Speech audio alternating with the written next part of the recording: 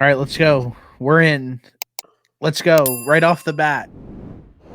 Need an official statement off of the Penn State loss this weekend.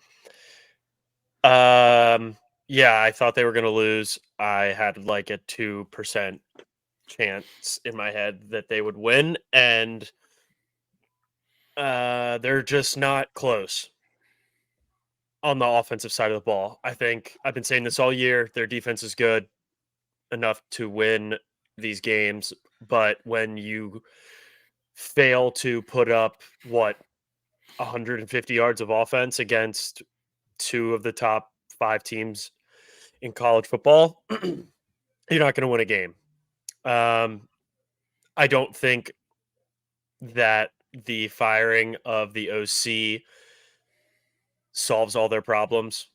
I saw a couple tweets saying that he would go rogue and just not call the game as planned.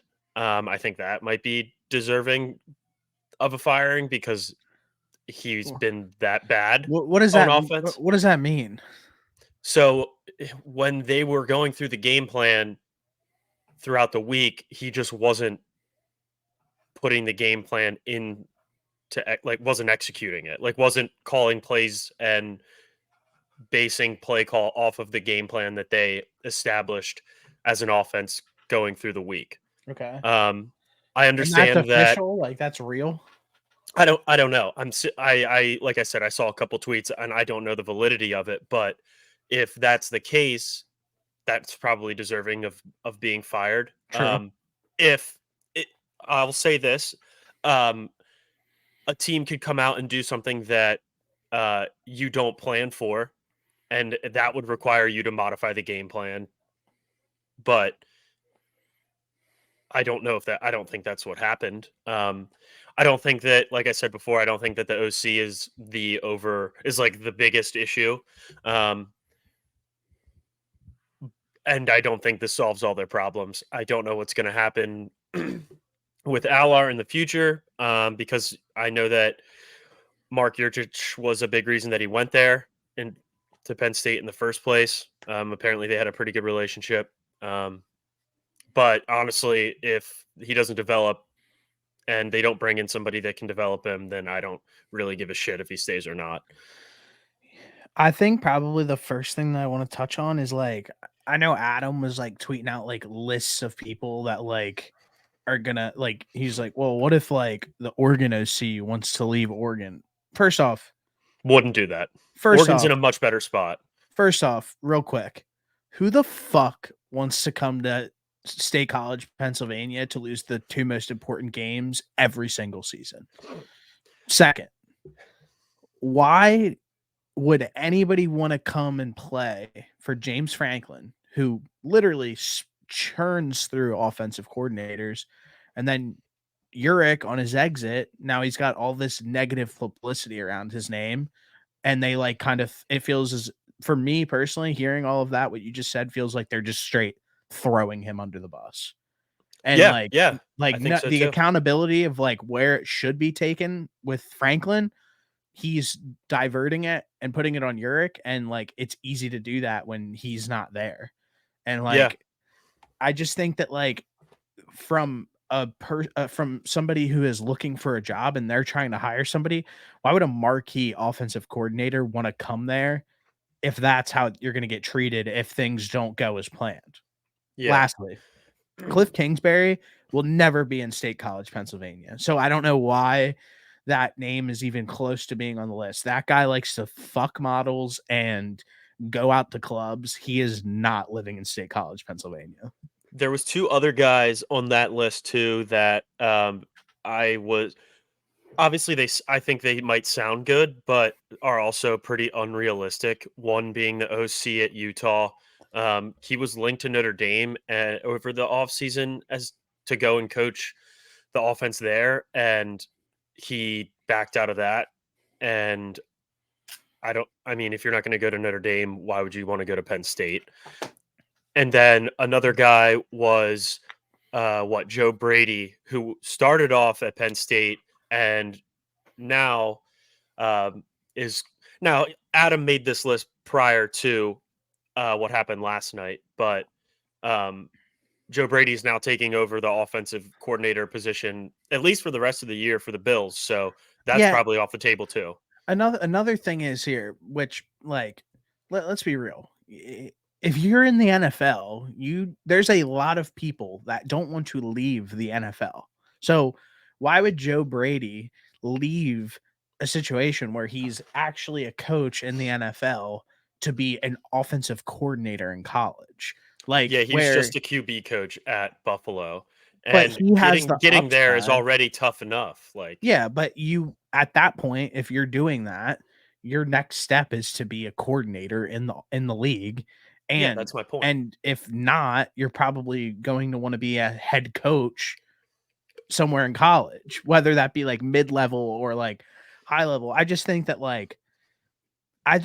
after this weekend, which Jim Harbaugh not being on the sideline, having an interim coach, all of the shit that happened to Michigan over the week, for you at home to not come out and win the game is just disgraceful and inexcusable. So I think a conversation that needs to be had is there somebody better for the job? At this point, we talked about this already. At this point, I personally think yes, because you might need to get somebody in there who can take the talent and the recruiting classes that are drawn to Penn State and actually develop them to win a national championship. Because as of right now, the verdict is completely out on Penn State. They are not in that upper tier of college football teams. They are the tier below. And until they make a decision with their head coach, which I think needs to be made, I know that it's safe and nice to keep him, but I don't think that James Franklin will ever get over that hump. And we have about a 20 game sample size to kind of back that up. Yeah, I think that it was a very big look in the mirror situation here for Penn State and for James Franklin.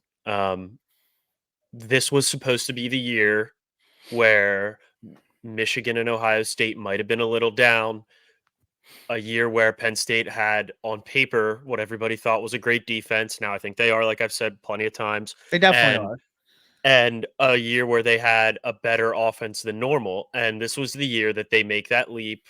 They have the number one quarterback in the country, running coming out of high school, running the offense, Mhm. and everyone expected them to make an adjustment and finally get over that hump.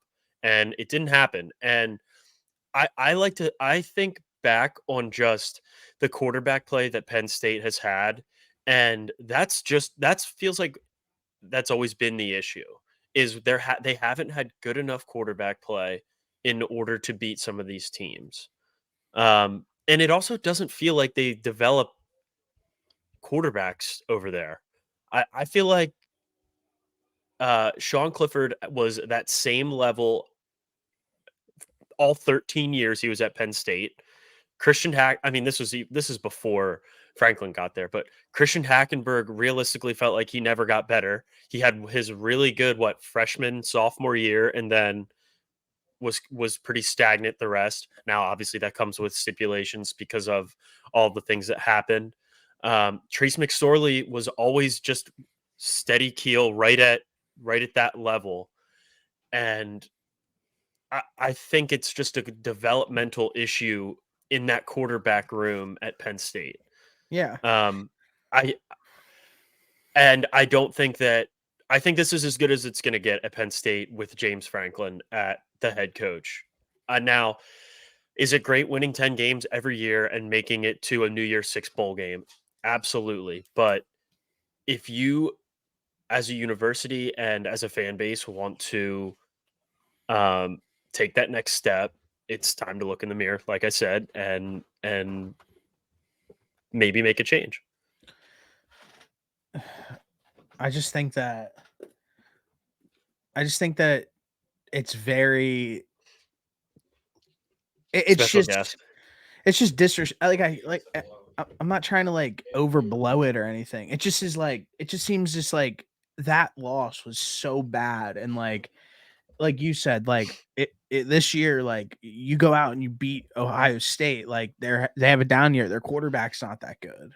Like you get shit pumped, dominated. The score for the end of the Michigan game doesn't reflect how the game actually went. Like it's just not a good look. And like you said, like, is it cool like going out and winning 10 games? Like, sure, I guess, but like you're not beating any ranked teams. Like, cool, you beat Villanova, you beat UMass, you beat whoever else. Like, that means It's nothing, like honestly. Rutgers, Maryland, like Iowa. Those are teams that you should beat year in and year out. And that's not something to hang your hat on. Oh yeah, looking back at the year, yeah, we won 10 games and played in a bowl game, but I mean, what did we really do to get there? Like those teams that they play outside of Michigan and Ohio State are pretty much middle of the road every year. And I think middle of the road is maybe like even a bit generous because like Yeah, middle to I would bottom. even Yes, middle bro, to bottom. I would even like to see me personally because I like Notre Dame's schedule. That's something that I will that's a baseline that I will pretty much say. Seems like every single week Notre Dame is playing in like the biggest like they're playing in a hostile environment, a big game, all their eyes are on it. Like Penn State, like it just feels like they're lacking that. And like I think from like a fan base, like you should like I think that it would be more interesting if they played better teams, but like they don't. And then when they play the better teams, they like just lose. So, I mean, we could beat a dead horse on this one, but I just kind of wanted to get your opinion on that. And yeah, it seems like we're in lockstep with that one. Yeah, it's frustrating. Um, and I don't really see anything changing anytime soon. Um, and we've said this before. I don't know who the guy is, but I'm willing to sacrifice a couple seasons of maybe not 10-2 football in order to get to a point where I feel actually really good about a Penn State football team going up against an Ohio State or a Michigan. I mean, I didn't feel great about either one of these games this year. And like I said, I'm willing to sacrifice maybe going 8-4, 7-5. If that's a couple years of not what I've been used to with Franklin in order to ultimately make that next step. Yeah, but what if like let's just keep it real. The schedule's not that hard for another coach to just walk in and do the exact same thing Franklin does. Like what? He drops maybe I don't one yeah, bad game. Like okay, he drops one bad game. Fuck it, it happens. Like but okay, if he goes and wins all the games he's supposed to and loses to Michigan and Ohio State and be like, okay, well like we're literally at like the exact same spot as we were with Franklin. I know. I'm just talking in hypotheticals. Like if it does, you do get a new coach and it does take a little while to get things figured out. You're fine with But that. all yes, yeah. I got you. I think the schedule now that some of these Pac-12 teams have moved to the Big Ten, I think it ends up getting a little bit more difficult um, with adding Washington, UCLA, and USC to the schedule next year. And then, I mean, Wisconsin, whatever, but that's still better than playing like UMass. Um, they don't What do you play. dude, what are They you don't play talking Michigan about? next year. No, what do you mean like playing UMass? UMass is Like elite. Okay, all right. On Brown has those boys humming this year. They They've beat won. Army. Okay, They those beat guys. Those Army. guys are support. Those guys should be supporting our country, not They beat playing Army. football. They beat Army, dude. Don Brown's got those boys humming. All right. We kind of touched on it a little bit.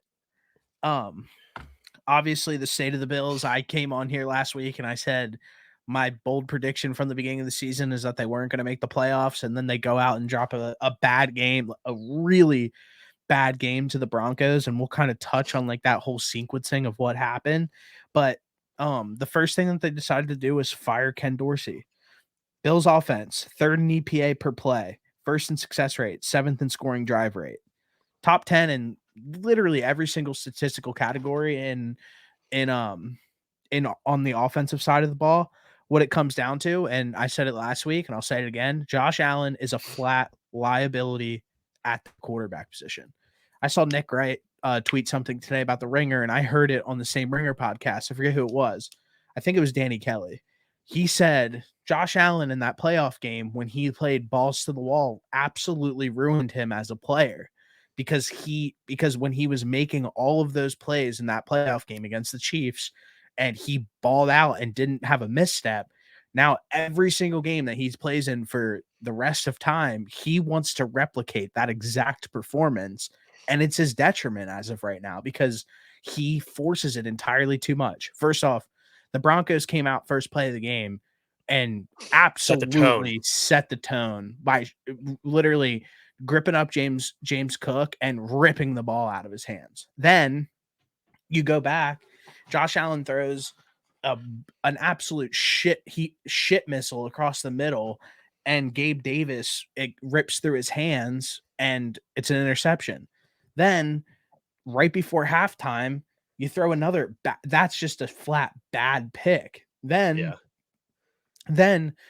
the next fumble, a handoff to James Cook, Josh Allen just doesn't put it into his chest and just drops the football. Yeah, that's just a mental error right there. So I just think that, like I said, I stand on that pretty heavy. I put down Broncos money line last night, and I mean, it was obviously the Broncos had the Bills had absolutely no business being in that game, and the fact that it came down to what it came down to, which if the people obviously didn't watch the game, you missed out on maybe one of the craziest sequences ever. I'm sure you watched it, correct? Yeah, I mean those last two plays, having 12 guys on the field and him missing Will Lutz missing the field goal and then getting another try and just absolutely drilling it. It's first ridiculous. Off, all-time bad coaching decision by Sean Payton to run a play, kneel it. When you're having special teams issues, you missed a field goal. No, you missed an extra point, you missed a field goal. Okay. Yeah. Now, okay, whatever. You guys did that before half, it went in. Good for you guys. Happy it did. Boom. But game on the line, no timeouts. You kneel it. You do the same fucking Chinese fire drill, run everybody out onto the field, get set. But at the same time, Will Lutz missed it, and they had 12 men on the field. So maybe that was the move. That's exactly how he drew it up. Like, that's literally what they tried to do. I don't understand. I mean, Sean Payton has been in this scenario probably, if I had to guess, a dozen times in his NFL career as a head coach. I have absolutely no idea how accurate that is, but he's definitely been in a scenario where the clock's winding down and you need to spike the ball and then get your field goal team out on the field. I don't know why they didn't do that. Yeah, I don't know. But it worked. They pulled it off. Good for them. Ken Dorsey might get an offensive coordinator job by the end of next week. I don't think that the Bills' issues were because of him. Obviously, you just rattled off all those stats about how good that offense was on paper. And even Josh Allen is like top 5 in every like statistical category of a quarterback, including interceptions. I agree with you. It's a lot of it's on Josh Allen. They can't really run the ball, although they did a little bit better last night. Broncos do suck at stopping the run, to be fair. Yeah, 100%. But so much of it has been on Josh Allen getting this offense going that I don't think it's fair that Ken Dorsey was the one to take the blame here. I mean, it's a tipped pass. I get it, whatever. Gabe Davis, although that was a laser beam, it looked like Randy Johnson was throwing it.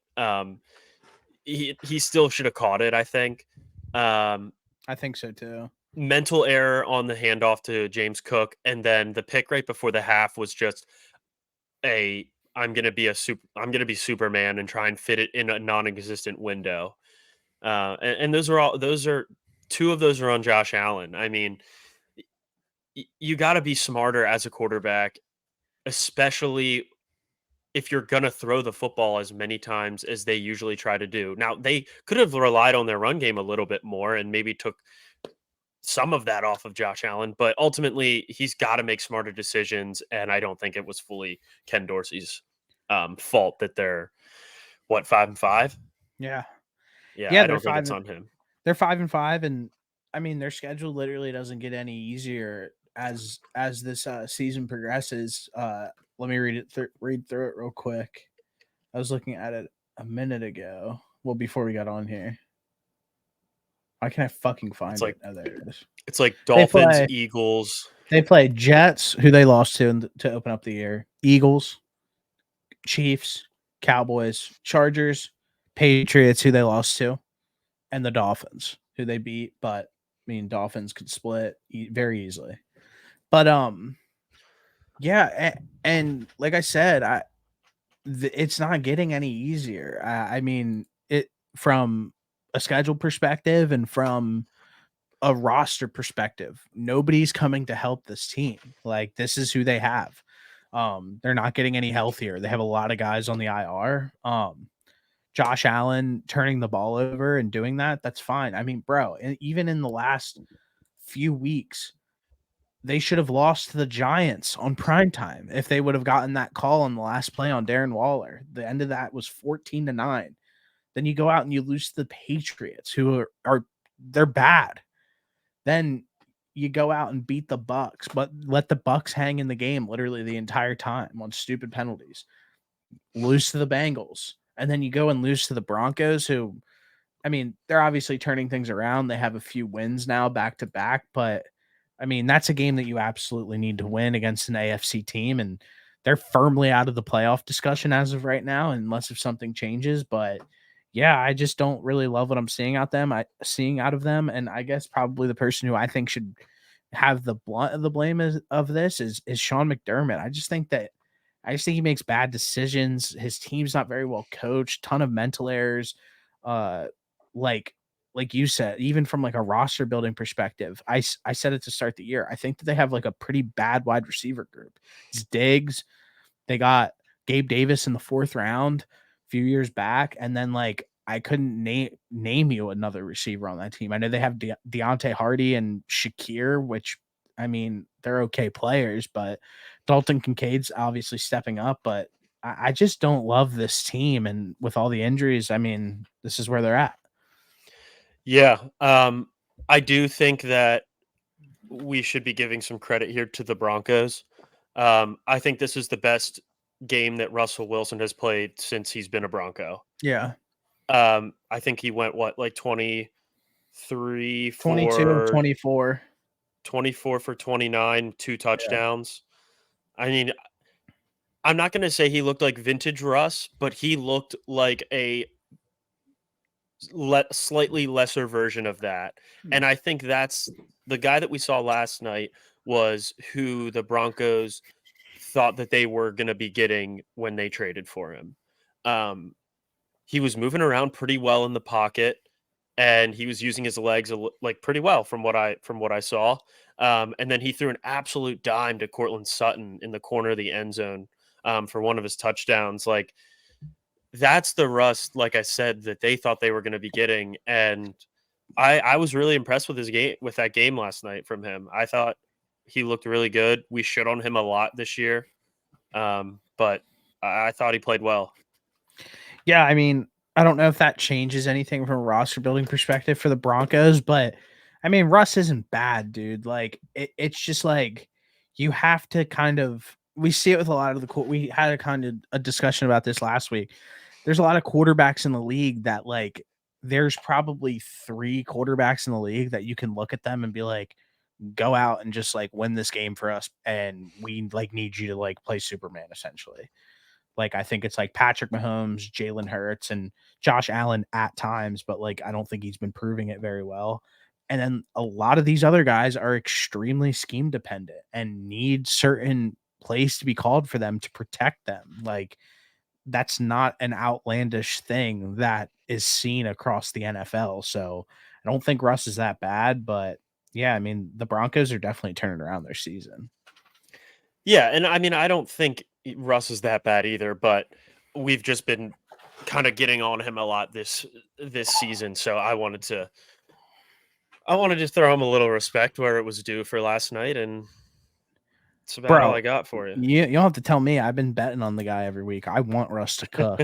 I know. You do bet on him every week. Like literally, I mean, I bet on him against the Chiefs. I bet on him against here. Like, I believe in that team. Like, it's just like they play such good defense now that they like Vance Joseph has kind of like settled in and like they're good. They just have so much talent on that defensive side of the ball that it was like, okay, like it's only a matter of time until they get this figured out. But like, dude, things take time, like in the NFL. I mean, we saw it with the Bengals start the year when Joe Burrow was banged up, and then like now, like the Broncos were like the worst defense ever, and now they're like starting to like come back around and like do their thing. So it's just it's a long season, and like Vance Joseph is it's his first year there. He's just getting used to those guys. So now that he's getting used to him, he's really getting the best out of that group.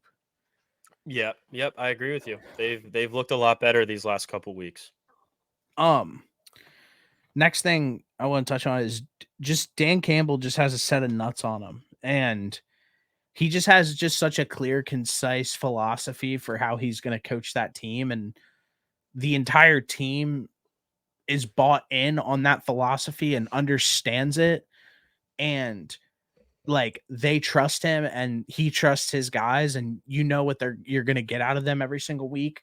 Kind of like the way it was interesting that they were playing the Chargers in this game, because like you kind of look at the other side of the field and Brandon Staley is almost like completely abandoned his entire philosophy, or like picks and chooses when he wants to use it, from an aggression standpoint, from a defensive scheme standpoint, and it's kind of all over the place, and you kind of see that reflected in the players, and they just they drop another one to the Lions.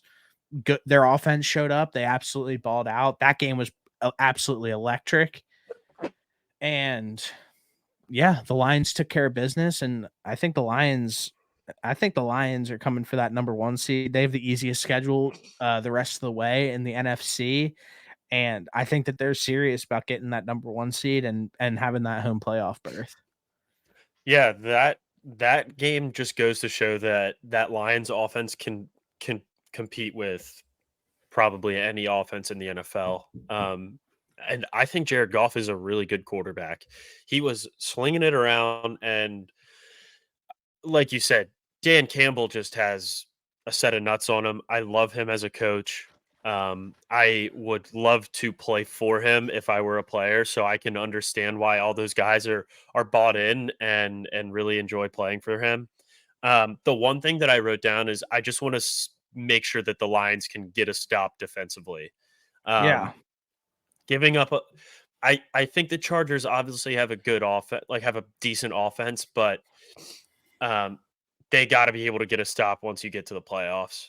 And I think they'll be able to, but that's my one question mark around the Lions as of right now. I think they stand a pretty good shot probably to get the 1 seed if they keep playing like this, especially with how easy of a schedule they have. And then I don't know what the Niners schedule looks like the rest of the year, but obviously the Eagles schedule is pretty tough too. So they're right Yeah. there.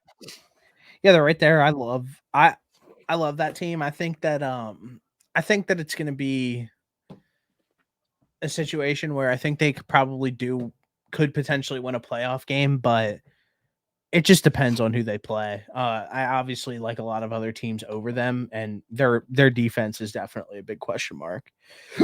Um, the next thing I wanted to touch on is Houston. Houston obviously beat Cincinnati this week, um, firmly in the playoff discussion, and now they have a real chance to win the division. I need to go do something real quick, but just I'm listening. Let me know what you think of that. Yeah. So what I initially wrote down for this game was um, I'm not a test taker. I'm a football player. Um, or I play football, sorry. This was CJ Stroud's quote when the media asked him about uh, the test that he took during the pre-draft process. Um, I think a lot of weight goes into stuff like little tests like that, and I don't really think it should. Because if you have a guy that goes out there and can make the reads and was making reads in college, I don't know if taking a test like that is going to ultimately translate. And for this instant, it hasn't. Um, he has the clutch gene. I think we said that last week or a couple weeks ago when he led them down the field for another game-winning field goal. Outdueled Joe Burrow. Kid's legit. Fun to Yeah. watch. Noah Brown, I think, had another 10, maybe not 10 catches, but handful of catches, 150-yard game again. The Texans are good, and they are in a great spot to go win that division, I think. Yeah, I mean, I have a 40-1 ticket for CJ Stroud to win MVP. I placed it literally last week because I kind of just like looked at how he has been playing, and if they're a playoff team, there's just nobody as of right now from like just from a statistical standpoint who's kind of putting up the same kind of games that he is like nobody, not that many people are putting up 500-yard games. Not many people are putting up 350-yard games on a consistent basis. I think he has like a 18-1 touchdown to interception ratio as of right now. I mean, he's really good, and I think he has a real chance to win the MVP. And I think that the Texans probably have a real chance to be a wild card, and honestly, even win the division. I will say here, they did get very lucky, and sometimes it's better to be lucky than good. When Tyler Boyd dropped that touchdown at the No very doubt. end, but that's just a part of being in the NFL. You get the ball to bounce your way sometimes, and good teams always have a game or two or a moment or two throughout the schedule and throughout the year where you get the ball to bounce your way. And this was just one of those scenarios for the Texans. Yeah, and like I said, it hurts to say that they can win the division because I'm obviously a massive Jaguars fan, but um I just think at this point I think that they're, from an offensive perspective, they're playing a little bit better ball than the Jaguars. I think the Jaguars will come around, but I mean it is what it is. Next thing I want to touch on, K1 is back. I had that exact thing written down too for this game. I've been very vocal of K1 and how good he is, and like obviously it's been met with some sort of pause by like you and other people who I talk to. When Kyler Murray is healthy and playing football, he is a top 10 quarterback in the league. He's that special. I mean, there's really not much else to say. He can't, I don't know if I've ever seen and he didn't dominate, but he played a really great game. Not even a year off of an ACL injury, like, or a little over a year off of an ACL injury. Went I also out, beat don't the think Atlanta anybody Falcons. I was going to say, I don't think anybody was really expecting him to come out and dominate, but he did. No, He did enough to win. yeah, he did enough to win, and he played a great game. And like you saw some of the runs that he had while he was playing, some of the throws that he made. He just missed Hollywood Brown on a bomb in the back of the end zone that would have been electric. But I mean, Kyler Murray is extremely special. I I've been listening to Ryan Russillo. I know you listen to Ryan Russillo, and he's just got such a sour like taste in his mouth or something about Kyler. Like the way he talks about him is just so negative. Like last week he came in on and was like, well, I just like don't get it, and like he won't be like that good, and he's got a shit attitude, like whatever. Then this week after the win, he's on today and he's like, well, it just doesn't make much sense for them to like bench him because it doesn't help his trade value, like blah blah blah. Like I'm letting you know right now that there is a 0% chance, and we've talked about this 1,000 times. There is a 0% chance that the Cardinals are going to trade Kyler Murray, like at all. They're not going to have a top 3 pick. They're like, I don't know what the fascination is of. I get it, it's cool, and the rookie quarterbacks are shiny and this, that, and the other thing. As of right now, Caleb Williams has done absolutely nothing in the NFL at all. Kyler Murray has done a whole lot in the NFL, and not as much as you would like to, because obviously the ultimate goal is to win a Super Bowl. But in his young career, he's accomplished a shit ton. So going out and getting the brand new thing doesn't always equate to you making the correct decision. You know what you have in Kyler. As of right now, he is an expensive quarterback. As that contract plays out and it progresses over time, that will not be a bad contract. Because it's just going to raise every single time. You see it every single time an elite quarterback signs a deal. New highest paid quarterback, new highest paid quarterback. So it's not going to look that bad. So I don't. The Cardinals aren't in the market for a quarterback. They have a quarterback. I think they nailed the draft this year. They got some good young players. BJ Ojulari is actually a great edge rusher. Paris Johnson Jr. has been playing well. And then you get a great hire and a head coach. The Cardinals aren't like in complete rebuild mode like how some of these other teams are. They have a basis. They have a great front office. They have a good head coach, and they have some good players in the building. Yeah, I have been thinking about this on and off just because I know we do talk about Kyler Murray a lot. And I wanted to see how he looked coming back. And obviously it's been one game and he did what he needed to do. He had flashes of Kyler Murray pre-injury. I think some of my concern with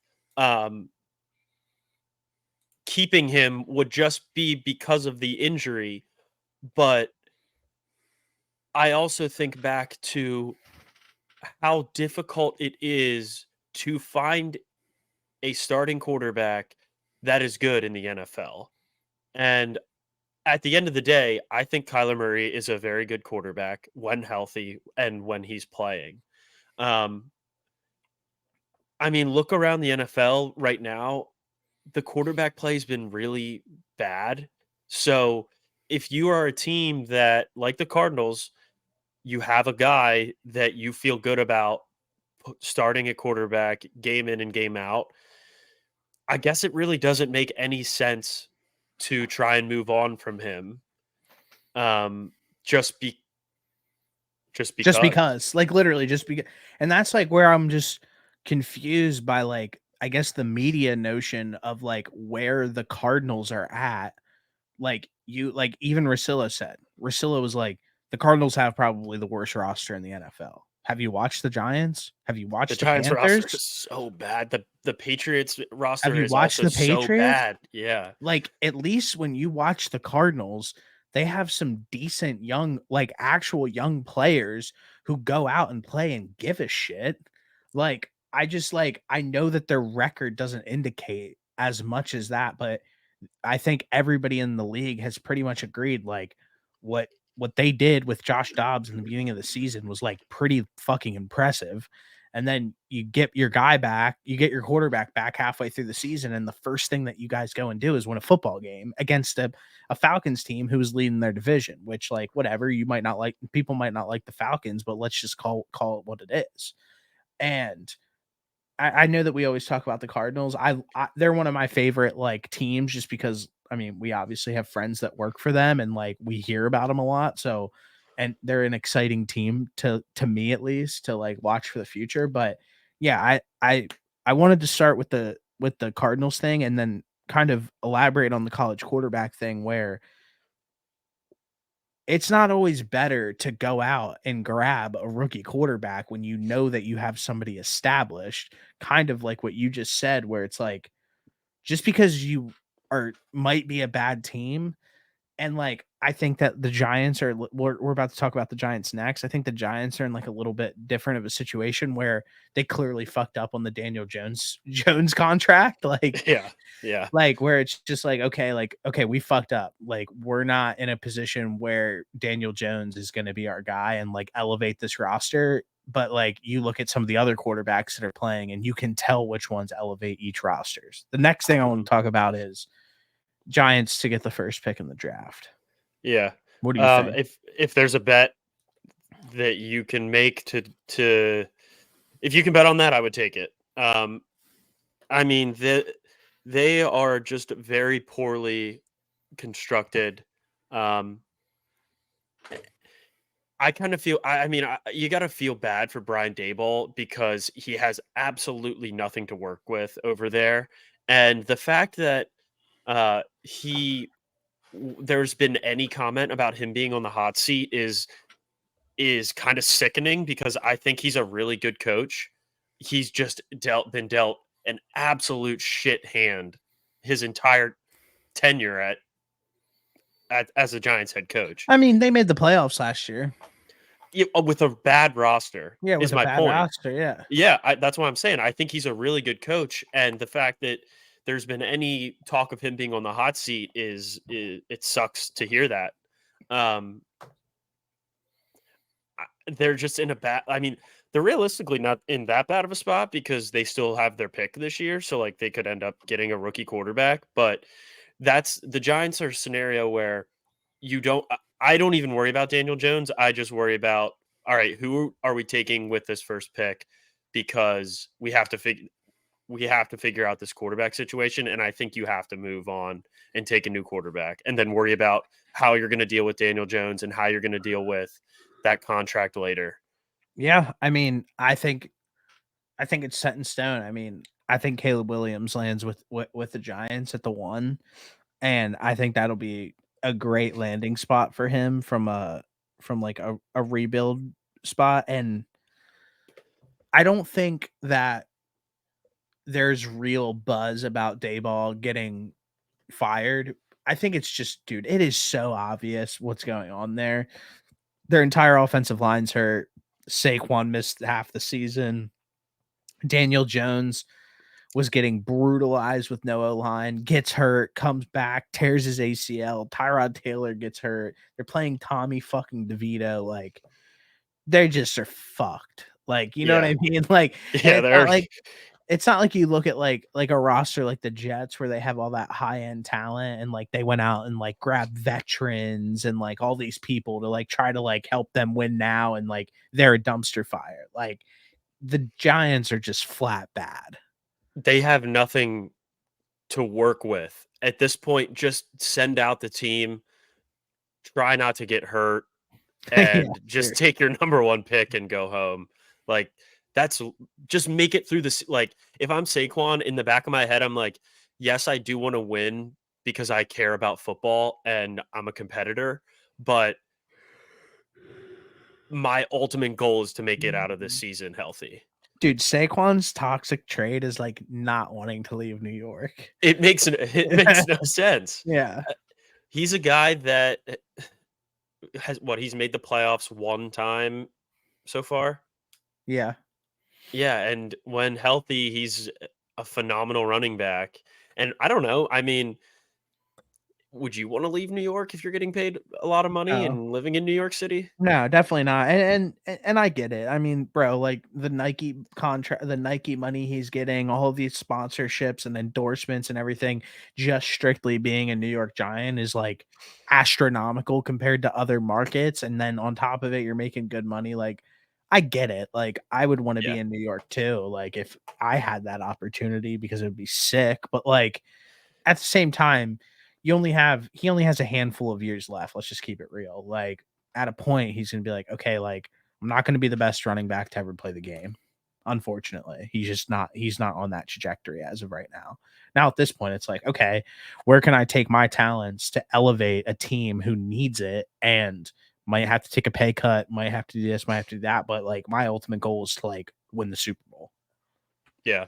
Yeah, I think his mindset I should be, "I might need another guy in the backfield with me in order to get the most out of me, in order to, like, elongate my career."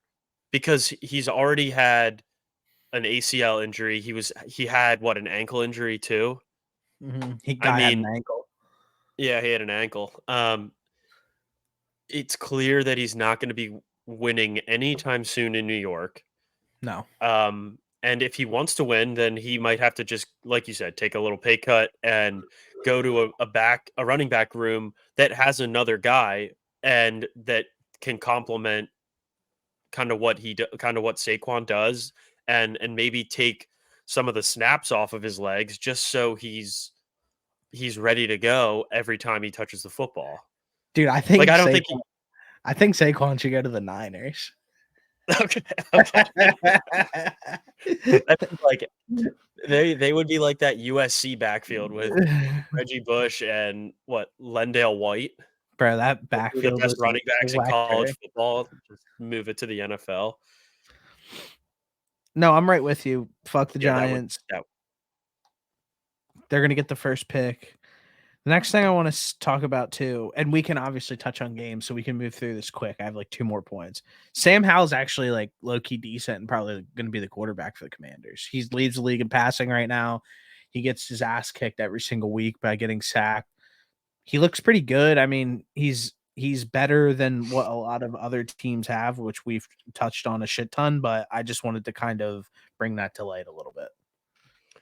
Yeah, I agree with you. He looked pretty good this weekend. They desperately need some help on that offensive line. They need to fire Riverboat too. They need to fire Riverboat Ron. And I think that happens this offseason. I saw your tweet today about um, where Bill Belichick lands, and you tweeted the Commanders, and I'm right there with you. I've been thinking that as well. Um, but yeah, I think he's looked good. I think that if you can get him some form of offensive line, they have good pieces everywhere else. On the offensive side of the ball, at least, like they have something to work with. They have a really good offensive coordinator. They just need to get the O line and the head coach shirt up, which like They have like 2 of the good 3 most important positions, probably.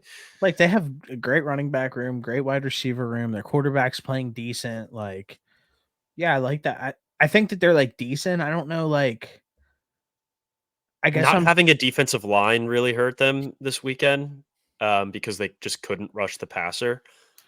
yeah, But I'm so what confused what by do that. you expect when you trade away 2 starting defensive linemen? I'm still so confused by them doing that, like, I still don't get it, but I guess it was maybe, like, a money thing and, like, trying to decide what they should do and, like, get some draft capital, so whatever. We don't have to talk about the commies. Next thing, Sorry, Jets your device lost its connection. did you hear that?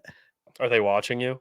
I have a girl over. Oh, The Jets offense, tell her to keep it down. the Jets offense in the last 11 quarters have not scored a touchdown. The Yeah, last time they scored a touchdown is when the Eagles let them score a touchdown so they could get the ball back and try to win the game.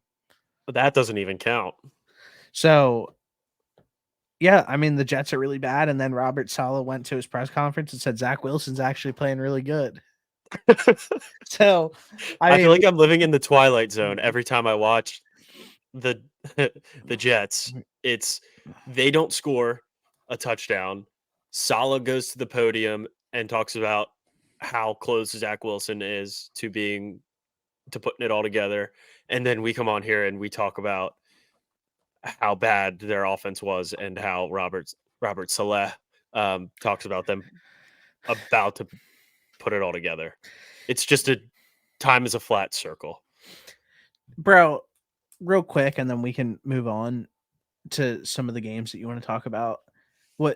What Rogers does to that team is actually so fucked up, and everything from roster construction to how he's handled getting hurt to how he just like has to make everything about himself. He's got to show up to the games and throw the ball on the field and tell reporters that he's coming back in December. Like he's been you sit there and wonder. Everybody's like, well, Rogers is like a pretty likable guy and like everything like that. I'm not saying Rogers isn't a good dude, like when it doesn't have anything to do with football, but his personality and him as a football player, dude, that guy sucks. Like everything's about him. He's so self-centered. I get it. Like, you've been probably at the peak of your powers for 20 years, so I would probably be like that too, but it's at a detriment to this team. He's a major distraction, and he's not helping anything with this season, like, at all. Yeah, it's just starting to get annoying, and I'm at the point where I am starting to wonder more and more if he's even gonna play in No. December. It and if he does, then I don't know what's happening because we all saw the video of his Achilles just pop and his calf pop. Like, th- I mean, every time I've seen that video, it's been a torn Achilles, and the timeline of him coming back in December just makes no sense. So, like, I don't know if did he actually tear it? No, Was it we can CGI? we can literally sit here right now and just give the report without any knowledge because we have a brain. Aaron Rodgers is not playing this season. So, like, stop talking about it. It's not a story. Stop. Well, it's not going to. So stop asking.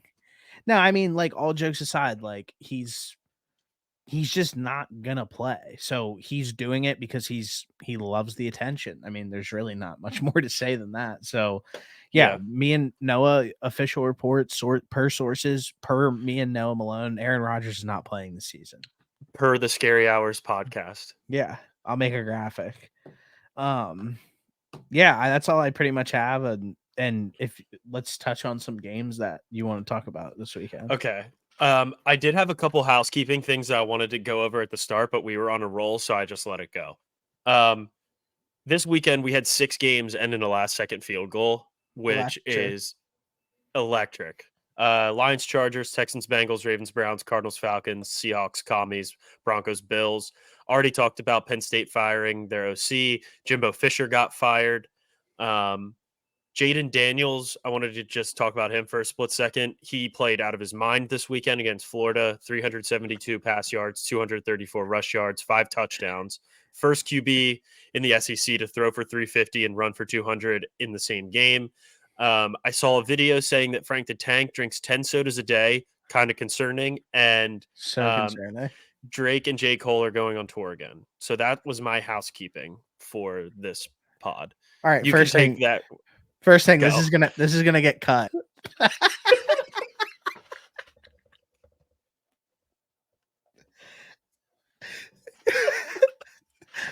Just bleep that. Yeah, he snapped. Yeah, like for sure. Sorry, That was fucking crazy, bro. I saw that video of when Russell Westbrook had that happen to him, and I was just like, "What the fuck was that?" That was absurd. But yeah, we needed to at least recognize that because I don't know if I've ever seen that happen. No, he snapped, and good for him. I mean, he's been in college for 37 years, so thank God he can play football. Yeah, that guy has a mortgage. Yeah, so good for him. That game was cool, and I think that he definitely put himself probably like I still think it's Penix personally to win the Heisman, but he definitely put himself up on stage, and if he keeps snapping, we'll see. Yeah. Yeah, I mean, that's definitely a step onto the stage moment for him. Bro, first off, if you drink 10 sodas in a day, like that's crazy. Even if they're diet. Like that's just like I don't know how you have any teeth. You just can't feel that great. Probably. Not at all. I don't know though. I mean, I've never done it. I would like to know how many years he's been doing that for, because also how old is Frank the Tank? He just turned 43. Oh, what if he was just like 26? Yeah. He just turned 30 last week. Guy drinks 10 sodas a day, can't put any weight on it. Wait, what was the other shit that you said real quick? I saw that Drake and J. Cole announced that they're going on tour together. They're going to Penn State. Yeah, I mean, Drake is... You're not going to like this. Drake's a liar. Such a liar. Drake's an old man. He is going through a midlife crisis. There's something wrong with him. He puts out mid music now, and then like right after he does it, he's like, oh, I'm just going to take like a year off for my health. And then like we'll post a picture of him drinking that stupid ass ice drink wearing a bedazzled glove. Like, dude, like that drink was all over my TikTok and it was so annoying. I'm a little over Drake personally. I will not be attending that any of those concerts. I don't really care for J. Cole anymore. That's just I my already, yeah. just my preference. So that announcement doesn't do anything for me. I already saw J. Cole with Young Thug, so I don't really need to say J. Cole again, but I'm keeping an eye out for maybe going to Drake. Um, I do have. So you did this last week for me. You wrote down a sentence for every game. I did the same, although we kind of touched on some of this. I'm just going to rattle through, and you give me your first thought. Okay. All right. Panthers Bears, big win for the Bears for the draft. I fell asleep. That was the only game I haven't watched this year. Great. Well, I'm glad that the first time that I'm trying this segment out, you shit on my first statement. No, I'm just letting you know. Colts, Patriots. Mac Jones is the worst quarterback in the NFL. Probably. I also didn't watch this game because I went and did my cleaning job. But go ahead. I also want to know why they did a fake spike. I didn't watch.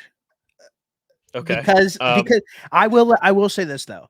The Patriots are tanking. That's why. Yes. The Patriots Yes. want a top 2 to 3 pick. They are going to try and get it. So that's why they did a fake spike. That interception that Mac Jones threw might have been worse than any Josh Allen interception we've seen thus far this year. I did see that. Yeah. I did that see was that pick. very bad. Texans Bengals, kind of talked about this. I'm not a test taker. I play football. CJ Stroud. 40-1 MVP ticket. I mean, Yep. that's all I have to say. Saints Vikings. Jameis Winston sighting.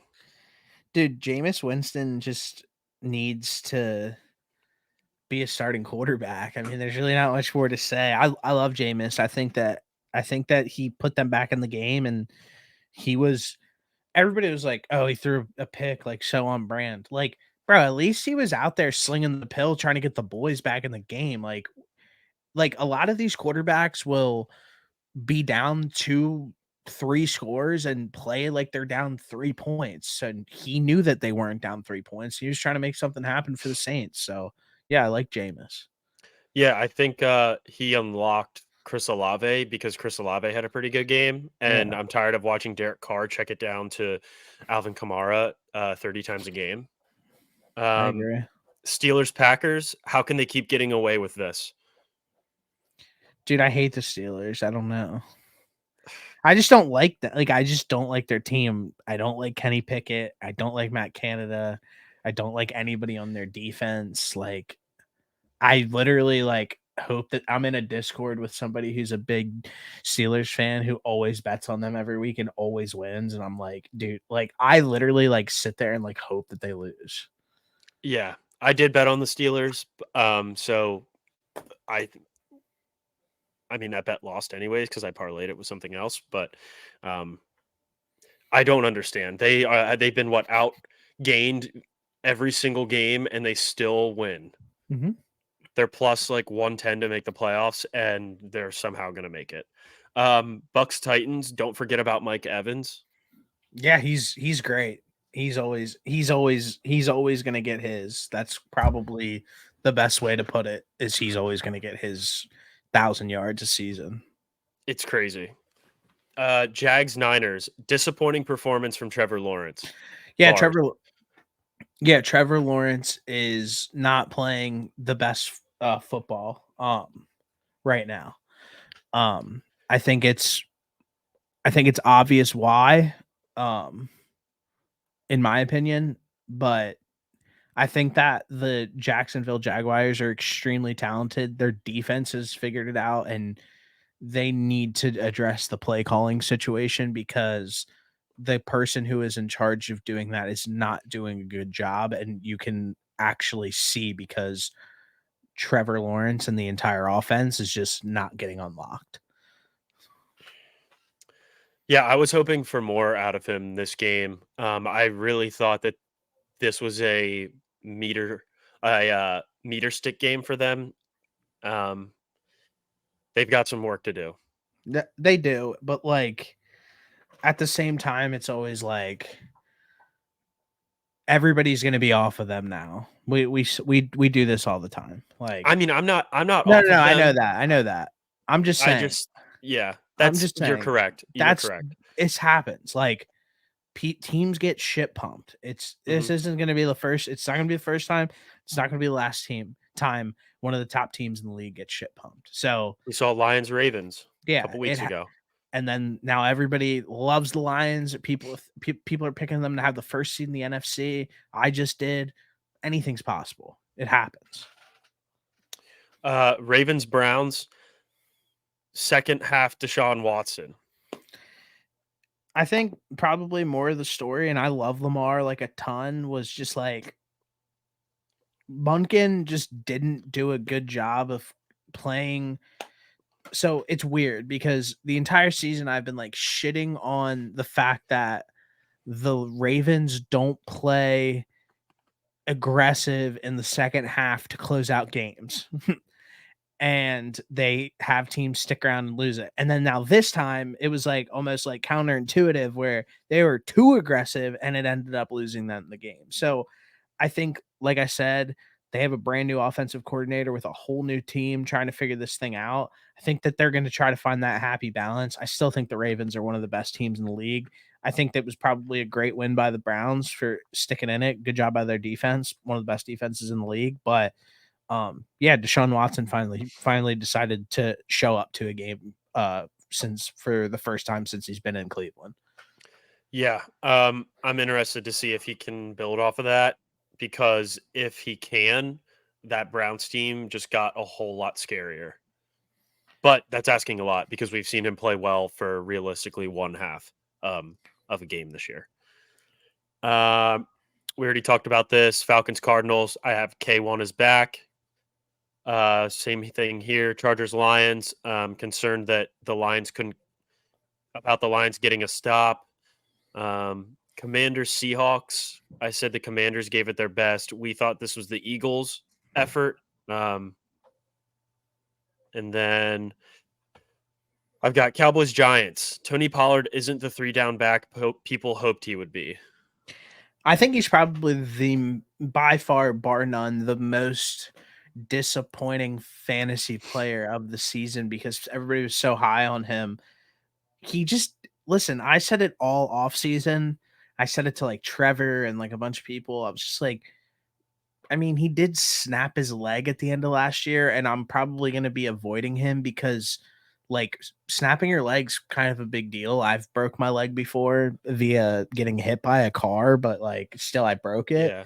Like takes Still a can't hear while. out of that ear.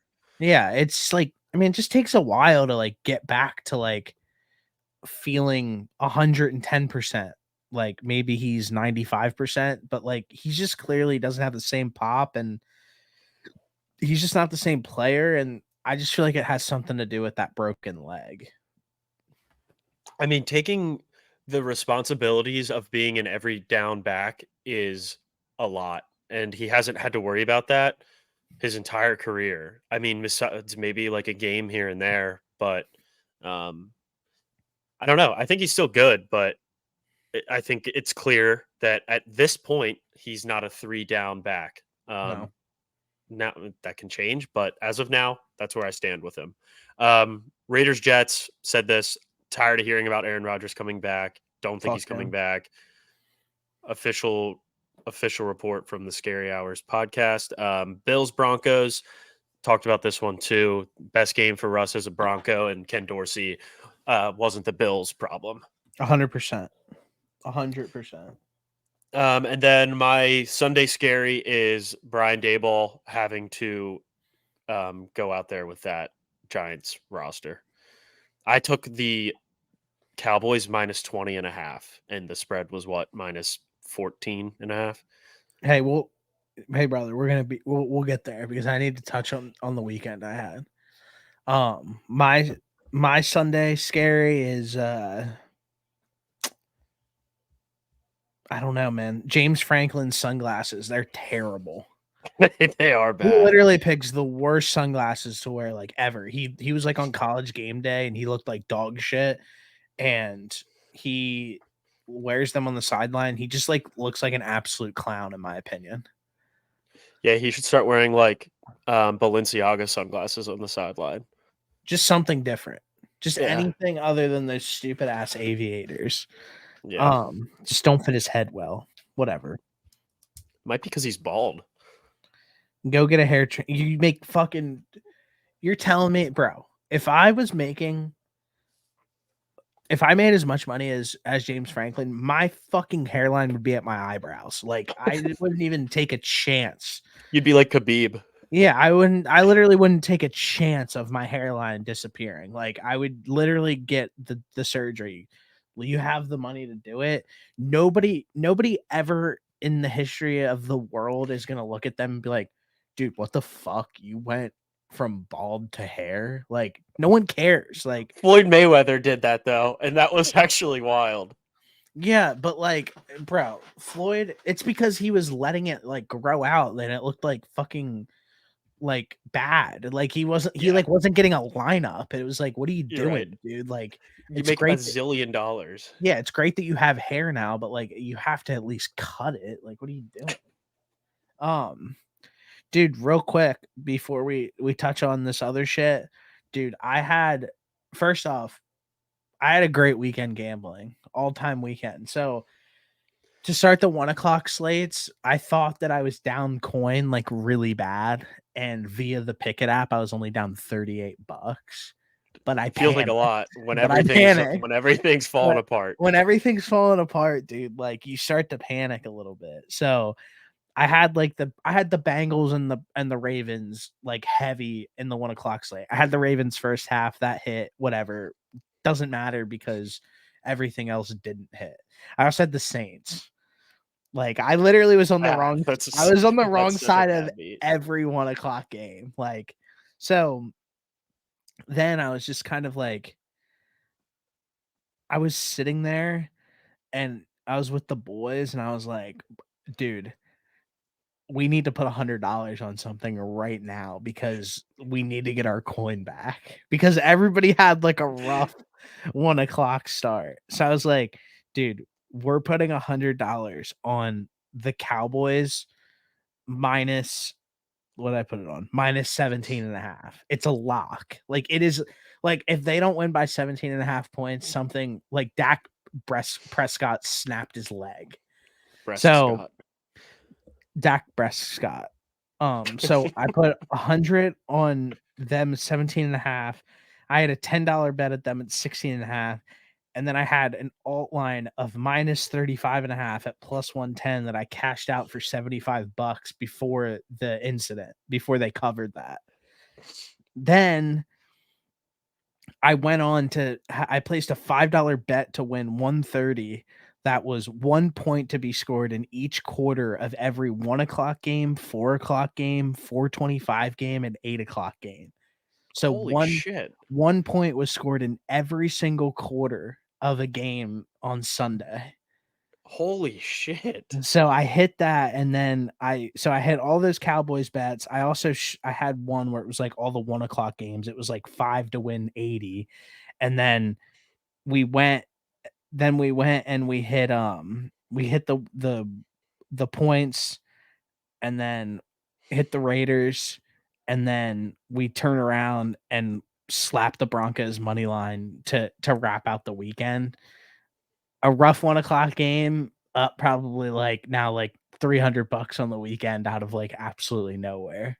We love that. I didn't have as good of a weekend as you, but that's impressive.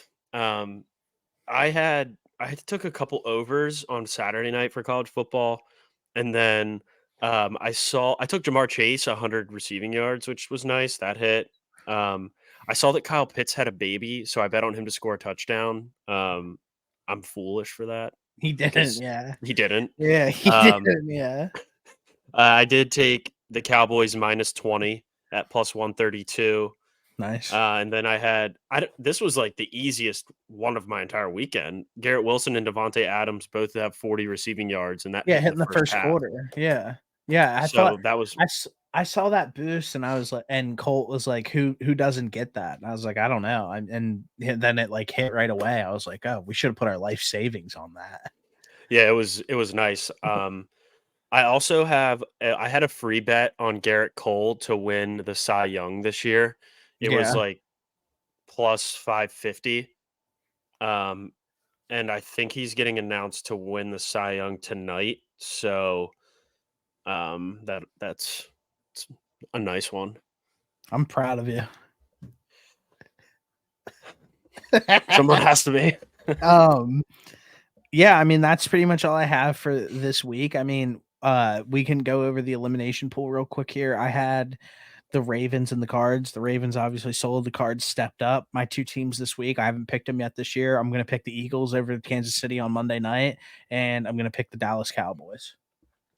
Yep, I had the Vikings and the Titans, so we both ended up going 1-1.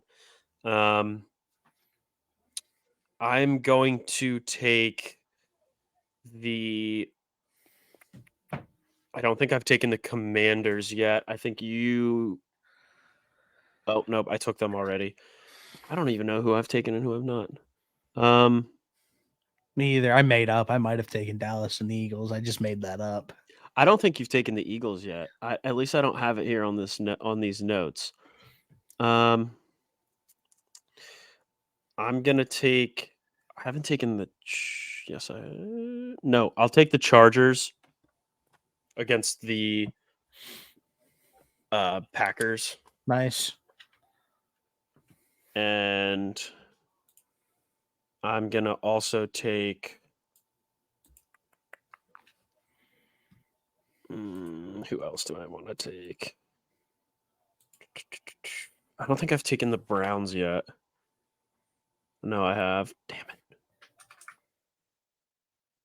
I'm gonna take the Cardinals over the Texans. Texans in a letdown spot. Wow. I like that. I like that a lot. Who did you say you have? I'm just writing it down. Cowboys and the Eagles. The NFC Beast. They're just due. I haven't taken the Eagles, 49ers, or Cowboys yet this year, I don't think. I'm trying to save those. Okay. Let's get into this. Week 11. Week 11 odds. Great Thursday night game. I know everybody fucking bitches all the time because it's not the Super Bowl every single fucking Thursday, but like here you go. You finally get a good game. I personally think this is going to be a bad game. Both these teams kind of T. Higgins isn't playing. Jamar Chase is still kind of banged up. The Ravens lost Marlon Humphreys this week, and they just played in a super physical game against the Cleveland Browns. The Bengals just played in a super physical game against the Texans. I think this game soars under. I'm leaning the Ravens in this spot, but I'm not feeling strongly about either side. But I think that this might low key be a bad game. Yeah, I mean, I think this is a must win for both of these teams. Literally. The AFC North is gonna come down. I'm sorry, not the AFC North. It's gonna come down to the wire. It is the AFC North. Yeah, I'm sorry. I'm trying to like open up FanDuel too. At the same time. I think you're spot on with the under. Every primetime under at this point feels like, or every primetime game feels like it's going to go under. So I'm right there. I think I'm going to take the Bengals. I think they just need it more, especially with where they're at in the season. Especially having that slow start. I think the Bengals need a little bit more. I think they recognize that. And I'm going to take the Bengals. Nice. Next game. Chargers Packers. This might be a big play for me, honestly, is the Chargers -3 here. I'll put my house on it. Like I might put like $50 on this game. Yeah, I think with how good the Chargers looked last week, hope that I think they've might have figured it out a little bit on offense, even though they still lost. But like that's probably the best that offense has looked this year. And I will never bet on the Packers because I hate that team. well, they're So not. The Packers just aren't good, and their best players don't play. Jair Alexander never plays football games ever. Like he's everybody like sits around and puts him in the top 5 corner conversation. Like I I couldn't tell you the last time that guy's played a football game. yeah, I couldn't really tell you either. So yeah, Chargers. Next game. Titans Jags. I think this line's a little long. I think like 6.5. I'd probably side on the Titans in this spot, but I think Jacksonville wins in a bounce back spot. Yeah, I mean, I'm right there with you with Jacksonville, except I think I think they're going to come out here and they beat up on they beat bad teams, and the Titans are a bad team. So I mean, I think this is a game you just give the ball to ETN and just let him do his thing. I like 6.5 here. This also feels like a game that I could potentially tease the 6.5 down a little bit. Maybe throw. I mean, are the Titans going to score? I don't know. I mean, everybody was I I literally like Will was Levis, I but was sitting in a Discord call with fuck Will Levis. Great guy, whatever. Will Levis, like I was sitting in a Discord call with Colt and Nick, and they're like, oh yeah, Will Levis is really good. Like he's blah blah blah, this, that, and the third. And then he goes out and shits the bed. Like there's a reason. Like I'm happy that he had one good game and he bombed a couple of balls to D Hop, but like, bro, like that shit's not gonna happen every single week. So yeah, I'm not as high on Levis, at least at this juncture in the season, as other people are. I think probably with a full off season and then a full training camp underneath his belt, I think that he could probably make a difference in this offense. But just throwing him out here in the middle of a season with a Titans team that kind of is, we all kind of agree that it's like not that great. Like I don't really, I'm with you. I don't think they score points. Yeah, I think this is a game you tease the Jags down, and then you tease the. I mean, you could be fine taking 40.5. This game could be 28-10. Yeah, I'm right there with you. Under. Here, let me take a look at here something. Next game, Raiders Dolphins. Dude, I think that this is something I want to talk about, and I kind of forgot. This is my PSA to the Raiders. Don't mess up the coaching hire this time. Do not hire Antonio Pierce as your head coach because Josh Jacobs, who you have under a franchise tag, and Devontae Adams, who's 31 years old, like him. That's not a reason to hire a head coach. Get somebody in there who is a little bit more experienced. Don't mess this up again. Don't have to fire another head coach after a year and a half. Take your time with the coaching staff. Just because you went out and you beat two of the worst teams in football. Don't overreact to that. I think this is a spot where the Dolphins kind of shit pump them. I'm happy that they got a couple of wins, but don't go out and hire an interim head coach because Tay Adams, who's 31, and Josh Jacobs, who you're losing after the season, likes him. Yeah, I agree with you. I think Antonio Pierce is probably the right guy to come in there and be the interim. He seems like a guy that they like and a guy that can bring some energy to that team. But I'm right there with you. They beat I mean, at this point, New York football needs to be relegated. So I wouldn't overreact to those two wins by any means. The Dolphins beat up on bad teams. The Raiders are a bad team. I like the Dolphins here a lot. Yeah, me too. Next game, Cowboys Panthers. This might be a nuclear missile whale play for me. I just think like the Cowboys minus 10.5. This is the biggest lock on this might be the lock of the decade. Yeah, I'm in full agreement with you, and this is another game that I might tease the Cowboys to like 13.5. Yeah, I'm The right there with Cowboys are you. another team that uh, they've been playing really well lately, and it seems like their offense is starting to click a little bit. Now, I mean, they just beat the absolute dog piss out of the Giants, and they suck, but their offense even looked good against Philly. Um, I I love the Cowboys here. This, like I said, tease it to 13.5. I'm with you. I'm probably gonna do the same thing as I did last week. I might take them minus 35.5. I think they absolutely shit pump the Panthers. I do. I really do. I just I think it's one of those games where like their defense scores a touchdown. Like I think Yeah. it could get ugly.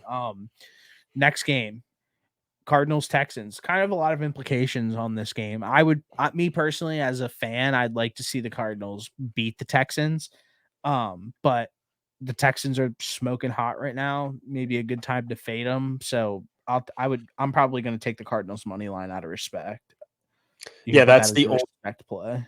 that's the only reason why I'm taking the Cardinals is because I think the Texans might be a little too hot right now. Um, I could easily be wrong. I've been wrong before. I'll be wrong again. Just hopefully not here. So I'm taking the Cardinals. I think. I mean, is CJ Stroud? Is he going to cool off eventually? Probably. Um, hopefully it's this week because that's who I'm taking. Cardinals. Yeah, I'm right with you. I like that play a lot. Next game here, Pittsburgh Steelers Browns. Dude, I'm gonna take the Browns, but if the Steelers win again, I'm gonna be very upset. I'm gonna be furious. The Steelers own the Browns. They own the Ravens. It's sad.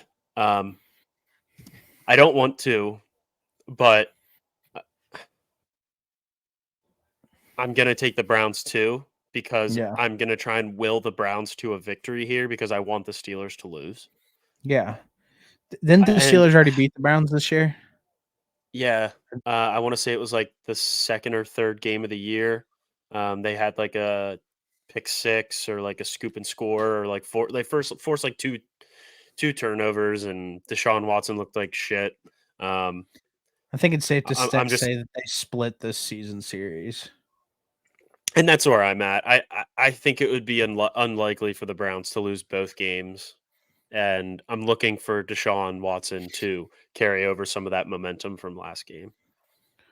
All right, next game, Giants Commanders. I have a very strong feeling on this game. By me saying that, you probably know which side I'm on, but let me know what you think. Can you do you like the Giants? I absolutely love the Giants in this spot. Can you I pull do. up what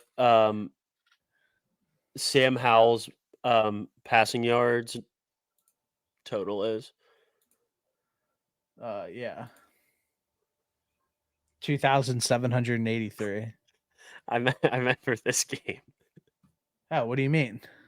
I want to see what is his passing yards line for this game. Oh, yeah. Here, let me take a look at something here. Let's see this. It's probably not out yet, brother. Yeah, Yeah, you're it's not probably out right. It yet. probably won't come out until like Thursday. Dude, I don't know. The Giants are so bad. Yeah, I know. That's What is it? exactly Nine why and a half? they're going to cover this spread. Listen, I'm going to let this sit all week because I think that this closes a little higher than what it's posted as of right now. The I think it does Commanders too. The Commanders are in absolutely no position as a Yeah. football team to be double-digit favorites, and everybody in America, all of these dumbasses are gonna be like, "The Commanders are a lock against the Giants because the Giants are bad." Not saying they're gonna win, but minus 9.5 is a big lock for me on this board right now, and I'm probably gonna sprinkle their money line. I'm not. This is a game where I would not even come close to betting. Obviously, the game last week, Dallas is just a completely different team than Washington. So, like, I can understand why everybody, ourselves included, were all over that. The Commanders aren't Dallas, and for them to still be, I mean, I agree with you. I don't think the Commanders should be a 9.5 point favorite over anybody, but the Giants are so bad. They're bad, but like, dude, like, I'm not betting this game. I listen, refuse. you have to though, because this is the biggest this is a mortal lock, bro. Because this is just one of those games, bro, where everybody's just gonna be like, how the fuck did how did just Tommy DeVito go into Washington and beat the Commanders?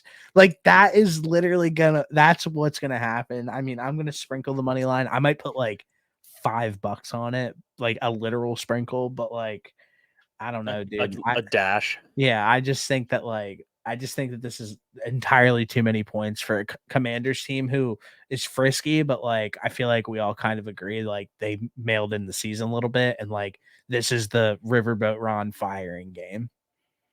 I mean, if he loses this game, he might as well pack his suitcase and leave. Yeah, I'm right with you. Next game, Detroit Lions, Chicago Bears. I don't know when Justin Fields is going to be coming back. This is probably a good teaser leg. I don't feel overly confident laying 9.5 points, but I mean, the Lions do shit pump these teams, so like maybe 9.5 is a lock. Yeah, that Lions offense looked so electric this weekend. I'm right there with you though with a teaser. I would wait to figure out though if Fields is playing or not, because I mean, I I just don't know if if the Lions can get a stop. I mean, I think I love the over if Justin Fields plays. If it's Tyson, if it's MGK's cousin, then I'm staying away from that line. But I like the over. I like the over if either team's playing, I, whatever quarterback's playing. I mean, the over with any team playing, any quarterback playing. sorry, I've been drinking all night. Yeah, I can smell it. Yeah, I like the Lions if in a teaser here. Next game, probably another good teaser leg, but with that being said, I probably will wait for this to I'd probably just wait to see how this game closes, like the closing line, but I feel like 10.5 points is a lot. Um, I think it's probably a safe teaser leg though. I feel like it's just a lot of points for the Bucks. I really like the Niners to shit pump the Bucks here. I think getting all their guys back, they looked really good last week. I like 10.5, I think. I think the Niners come out here and shit pump the Bucks. Nice. Jets Bills. Um the Jets obviously won off the sheer willpower of Aaron Rodgers' Achilles in the first matchup, but this is an absolute must-win game for the Bills. I almost, like I said, I'm gonna probably say this for a lot of these games. I kind of want to see what this line closes at, dude, because I think people are still on the Bills like really heavy. Like, I don't know what it is. Like, this line could probably close over a touchdown. And bro, if this closes over a touchdown, you gotta smack the Jets, because there should be like, the Bills are just one of those teams that like just they haven't proven anything right now to be trusted, like from a betting purpose. So like, I would probably feel pretty comfortable with this Jets defense matched up against this Bills offense. Yeah, and that's what I was gonna say. I mean, the Jets are obviously not going to go out there and score a lot of points, but their defense always comes and locks it down for them, and they're always like right within like striking distance of these games. I think they were in like every game besides like one, and that was that Cowboys game. I like 6.5 here. I don't. I mean, like you said, this is a Bills must-win game, but I think it's just still going to be close. And I think if it lands at 7, I mean, even 6.5 is good. But if you get it at 7, I'm in on that. All right, talk about this next game. I have to piss. You gave me the worst one to talk about. Actually, I love the Seahawks -1 here. I just don't have any feel for this Rams team without Matt Stafford. Not a team I've been realistically been watching since he got hurt. I think the more that I look at this, though, this feels like it's a trap line because I don't know why the Seahawks wouldn't be a bigger favorite than -1, but I will be falling into it. I think the Seahawks are good. I don't know if they're a very good NFL team, but I don't think the Rams are very good. And I think they cover 1.5, but I think this game is within one score. Yeah, I think that I think probably a good thing to look out for here is the injury report. If Matt Stafford's playing, like I guess you kind of have to respect the Rams a little bit, but I'm right there with you.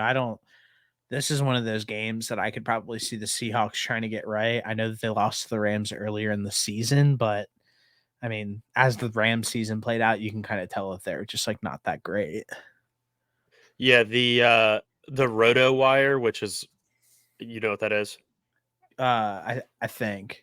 It's just like that they put out the injury report basically. Oh, okay.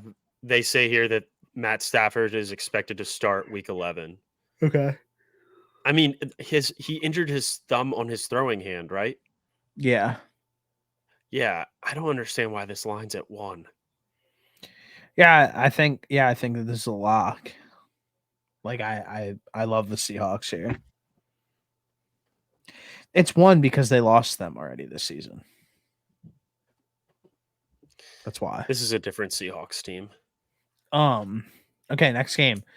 Vikings Broncos. Everybody's really excited about this game from social media, which is fine, I guess. It's nice that people are excited about this game, but I think this is going to be a shit game. And I think that the Broncos win this game relatively easily. I think Josh Dobbs is kind of due for a stinker. You saw him have bad games with the Cardinals, like the last 2-3 weeks that he was there. He kind of started to tail off a little bit. I kind of think that we see it's not like he's just gonna be the best quarterback ever with the Vikings. I think they get Justin Jefferson back. It doesn't mean much to me. I like the Broncos here.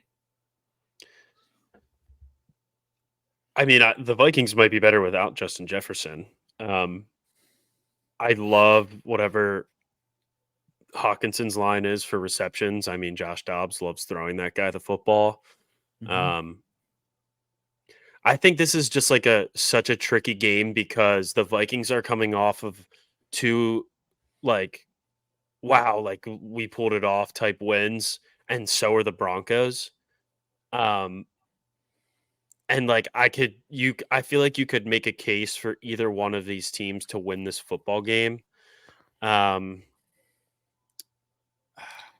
Dude, I think that this is going to be a defensive fucking masterclass on both sides. I think Flores and Vance Joseph have both of these offenses on lock, and I think the under is literally a mortal lock.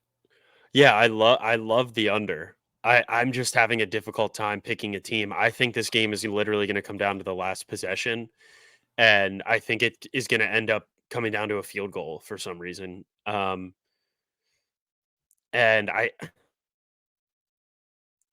I'm going with the Vikings. You said the Vikings? Yeah, I'm taking the Vikings. Nice. All right, next game. This is my personal favorite play on my favorite game on the board, obviously, for a lot of reasons.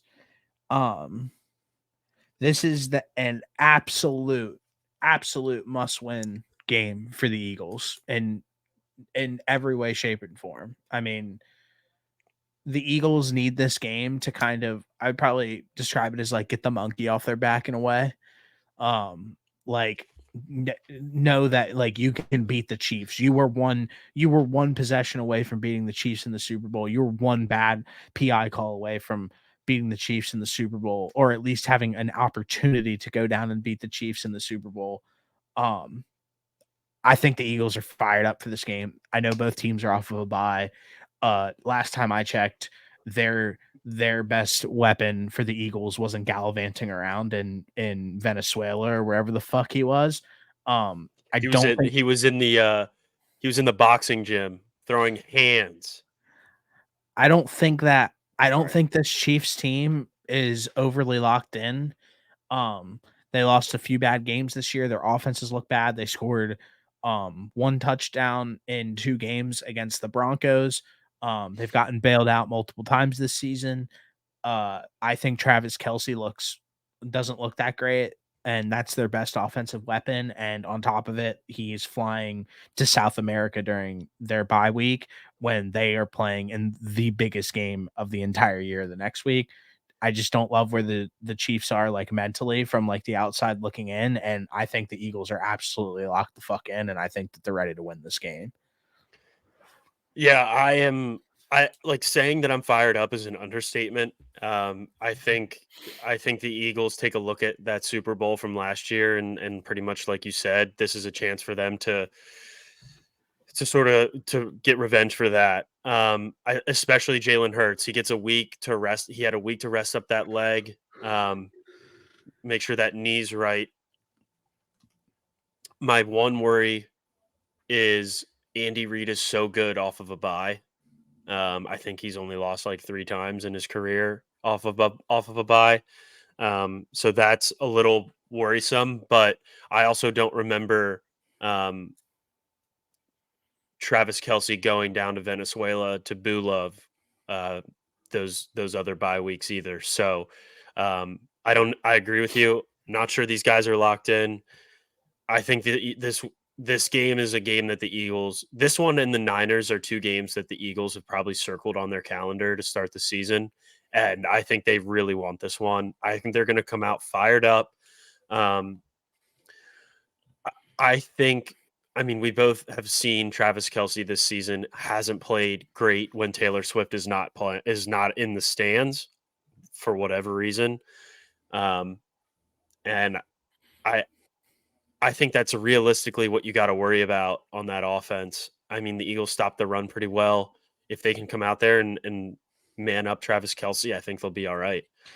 Yeah, I hope to God Taylor Swift is in the crowd, and I hope the Eagles fucking destroy him the entire game.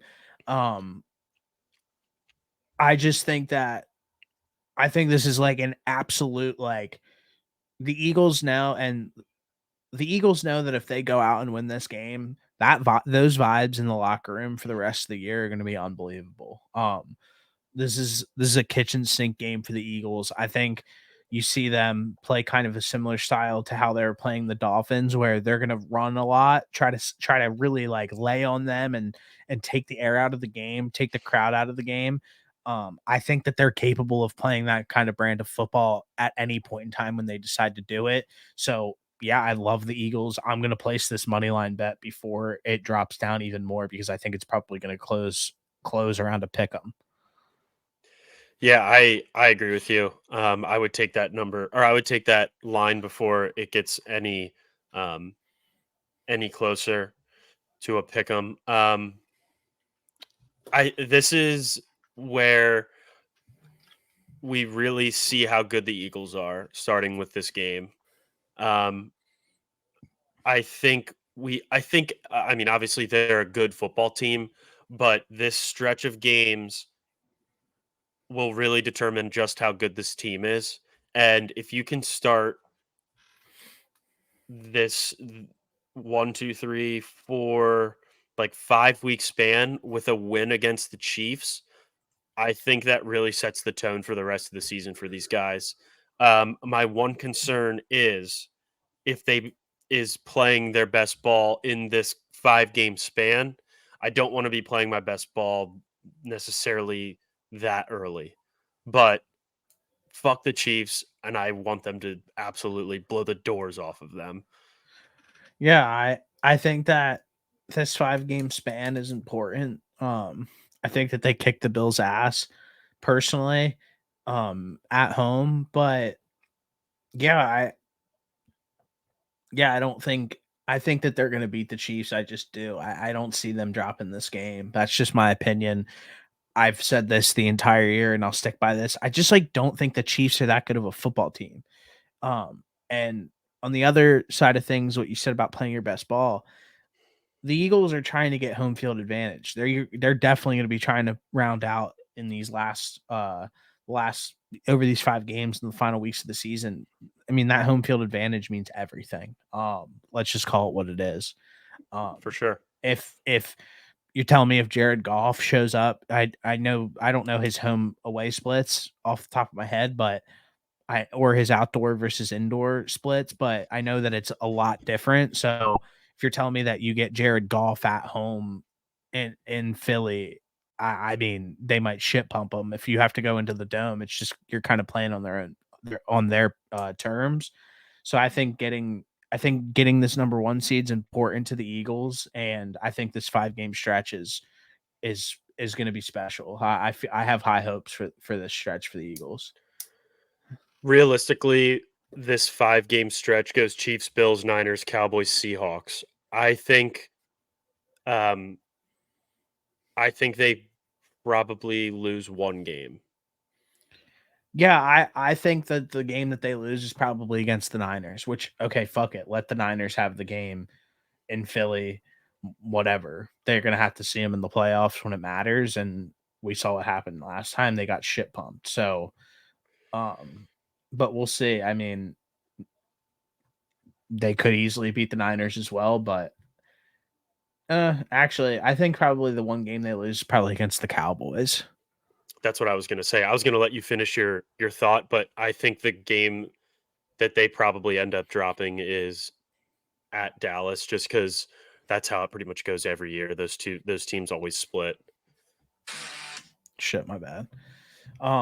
Yeah, I completely agree with that. Actually, like at Dallas in prime time in December, I mean the Eagles are bound to drop one at some point to the Cowboys, and it's not that big of a deal. It happens, but yeah, I think that I saw that the game was home against the Niners, and it kind of like swayed me a little bit. So Yeah, I think you win Chiefs, Bills, Niners all in a row, lose to the Cowboys. All right, lock it back in. You got Seahawks, Giants, Cardinals, Giants. I mean, the Eagles had a phenomenal season last year, and if they play like they're capable of, they're in a great spot to potentially have just as good of a season this year. yeah, I probably think that they lose to the Cowboys, beat the Seahawks, lose to the Giants, beat the Cardinals, and then lose to the Giants. That would be insane if they just like lost both games to the Giants. If they lose both games to the Giants, I'll dye my hair red. Okay. Bet. If the starters are playing in the second game, I'll shave into a landing strip if the Giants beat the Eagles. Yeah, fuck it. I'll actually just dye my hair red if they lose to the Giants twice. Yeah, there's no way they do. Yeah, I mean that's pretty much all I have for this week, unless if there's something else that you want to touch on. I think that about does it. I'm trying to play I'm trying to play OG Fortnite right now, so I'm like itching. Yeah, I'm about to just go watch basketball. So college basketball. I'm about to check out this Duke Michigan State game because apparently it's close. Yeah, I just listen, man. We don't have much longer with the OG map, and once Polar Peak's back, then like, I mean, there's just not much time. It's emotional. Yeah, we just got to take it all in and make the most of it. But yeah, I'm about to play, but I'll text you. All right, sounds good. Go Birds. All right, brother. See you, brother.